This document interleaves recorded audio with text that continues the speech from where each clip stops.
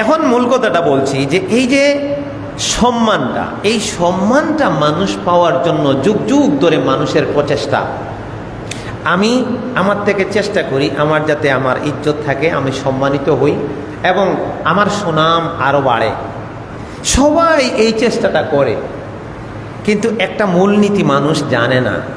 না জানার কারণে সে এমনভাবে সম্মান পাওয়ার চেষ্টা করে যেটা তাকে পরে অপমানিত করে।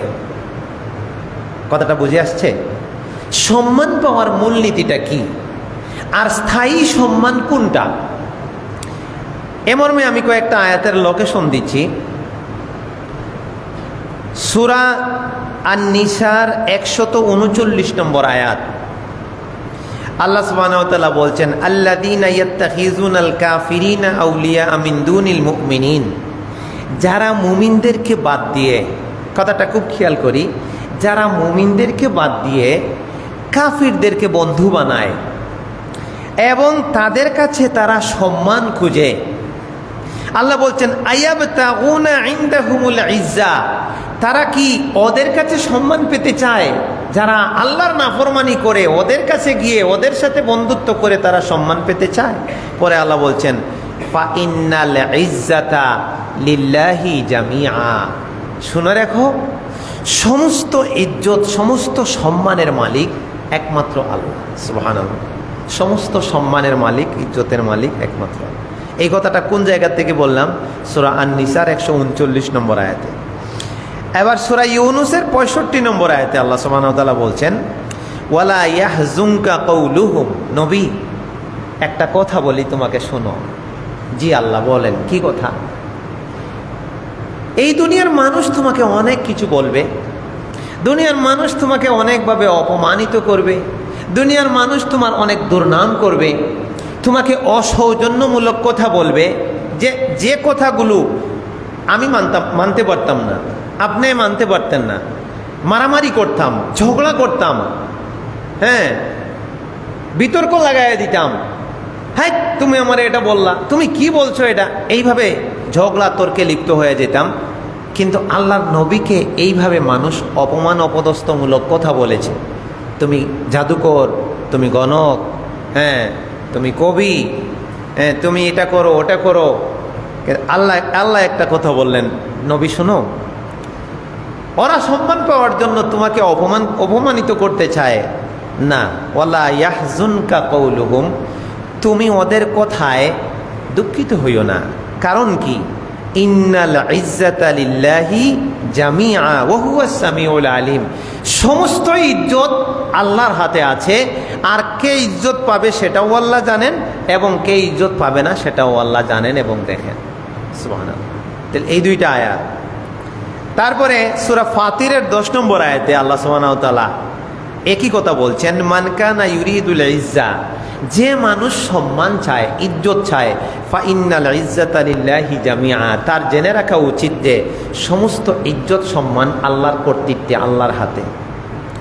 3টা আয়াতের কথা বললাম, এবার শেষে আরেকটা আয়াত, সূরা আল মুনাফিকুনের 4। এই 4টা আয়াতে একই কথা বলা হচ্ছে।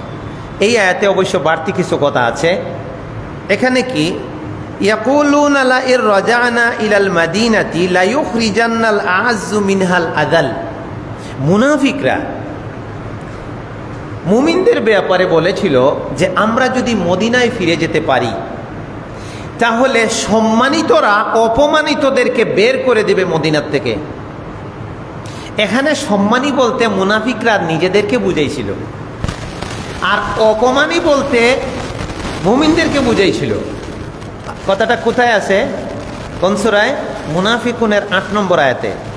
ইয়াকুলুনা, মুনাফিকরা বলছিল, সূরার নামই মুনাফিকুন, লা ইর রাজানা ইলাল মাদিনাতি, যদি আমরা মদিনায় ফিরে যেতে পারি তাহলে আমরা লা ইউখরিজান্নাল আ'আজ্জু মিনহাল আযাল, সেখান থেকে সম্মানিতরা অর্থাৎ মুনাফিকরা তারা বলতেছে যে অপমানিতদেরকে আমরা বের করে দেব, মুমিনদেরকে বের করে দেব।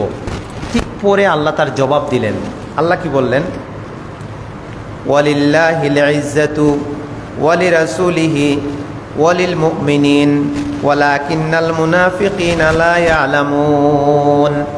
শোনো, এরা কিসের সম্মানী, কিসের ইজ্জতওয়ালা? ইজ্জত সম্মান তো এক নম্বরে হচ্ছে আল্লাহ, লিল্লাহি, আল্লাহ।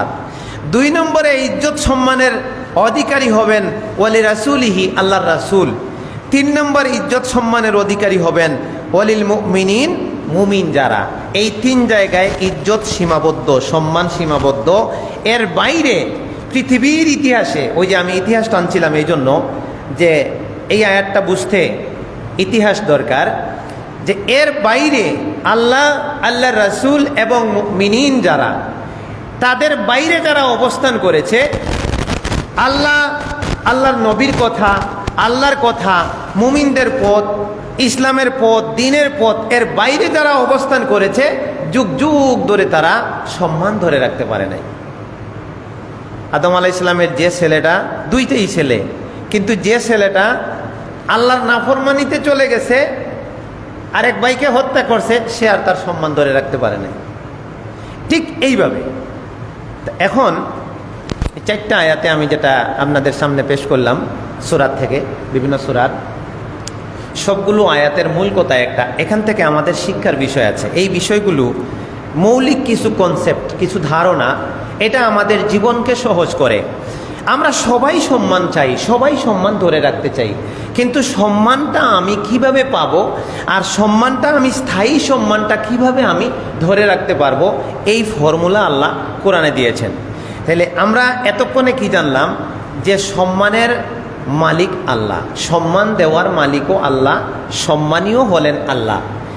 আর কে সম্মানী? আল্লাহ রাসূল সম্মানী। আল্লাহ রাসূলকে অপমানিত করা হয়েছিল, কিন্তু আল্লাহ রাসূলকে আল্লাহ প্রমাণ করে দিয়েছেন যে তিনিই সম্মানী, দুনিয়ায়ও সম্মানী, আখিরাতেও সম্মানী।